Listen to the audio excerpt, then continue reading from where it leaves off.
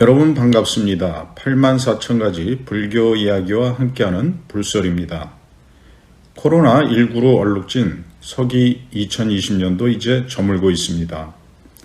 아마도 세계적인 대재앙으로 기록될 코로나19는 현대사 전체를 가르는 분수령이 되리라 여겨집니다.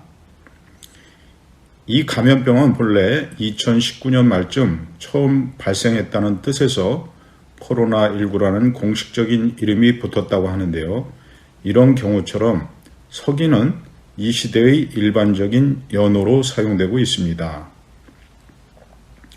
아시다시피 서기는 서력기원의 줄임말이며 예수님이 태어나신 해를 원년으로 삼고 있습니다. 처음엔 서양에서부터 쓰이다가 차츰 범위를 넓혀 오늘날엔 세계적으로 통용되고 있습니다. 그런데 어떤 국가나 종교에 따라 해당 연도를 나타내는 연호는 여러 가지가 있습니다. 예를 들어 한국의 불자들이라면 주로 사찰에서 발행하는 달력을 보게 될 텐데요. 거기엔 서기 말고도 단기와 불기도 인쇄되는 경우가 많습니다.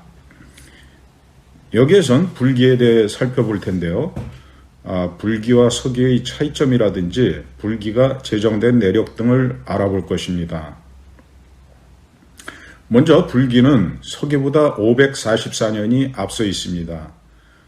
우리나라의 역사로 비유하면 조선 초기와 현재 대한민국의 시대만큼 큰 세월의 차이라 할 수 있습니다.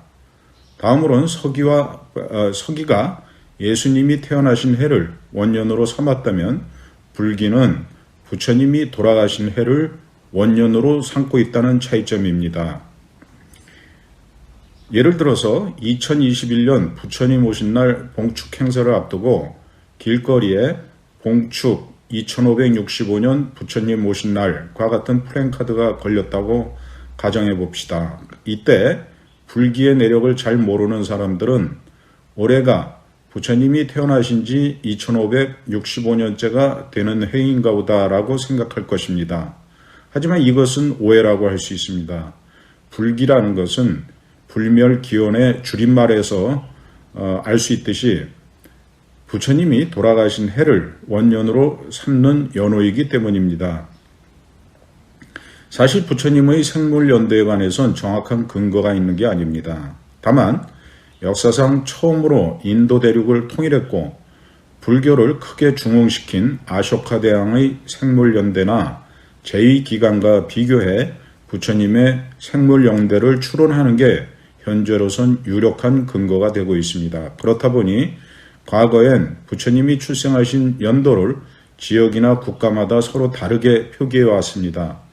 그 뒤 불기가 공식적으로 정해지고 오늘날처럼 통용되기 시작한 것은 1956년 네팔에서 열렸던 제4차 세계 불교도 대회 이후의 일입니다. 이 대회에 참석한 각국의 불교 대표들은 부처님이 서기전 624년에 태어나셔서 서기전 544년에 열반하신 것으로 공식적으로 정리했다고 합니다.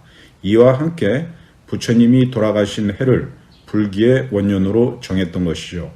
역사적으로 볼 때 어떤 나라에서나 성직자들이 연호를 정할 때는 나라를 처음 세운 해라든지 임금이 즉위한 해 또는 예수님과 같은 성인이 태어난 해 등을 기준으로 삼는 게 일반적입니다. 따라서 부처님이 돌아가신 해를 연호의 기준으로 정한 불기는 매우 독특한 사례라고 할 수 있습니다.